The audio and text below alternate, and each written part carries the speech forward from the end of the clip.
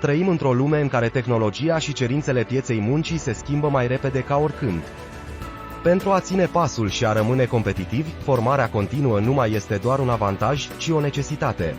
Dar ce este formarea continuă? Este procesul de învățare și dezvoltare pe tot parcursul vieții profesionale, prin cursuri de specializare, resurse online sau alte metode educaționale. Acesta se axează pe adaptarea și îmbunătățirea constantă a cunoștințelor și abilităților pentru a răspunde cerințelor unei societăți în continuă schimbare.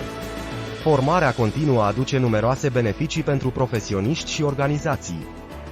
Iată câteva dintre ele: adaptabilitate crescută, te ajută să îmbrățișezi schimbările și să fii mereu la curent cu noile tehnologii și metode de lucru, dezvoltare personală și profesională, creșterea competențelor îți deschide noi oportunități de carieră și îți crește valoarea pe piața muncii, creșterea productivității, odată ce te perfecționezi.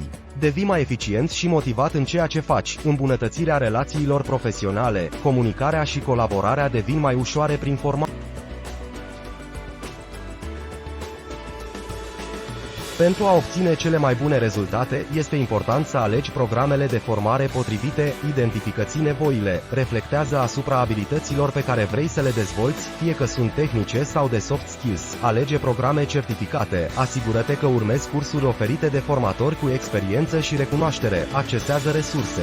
Webinarii și platformele de e-learning îți oferă flexibilitatea de a învăța în ritmul tău. Companiile care investesc în dezvoltarea angajaților lor beneficiază de o echipă bine pregătită și motivată. Aceasta ajută la reducerea fluctuației de personal și îmbunătățește retenția. La Centrul de Excelență oferim programe care sprijină formarea continuă, adaptate nevoilor actuale ale pieței muncii. Cu cunoștințe actualizate și aplicare practică, te pregătim pentru orice provocare profesională. Formarea continuă este o investiție pe termen lung în tine însuți și în cariera ta.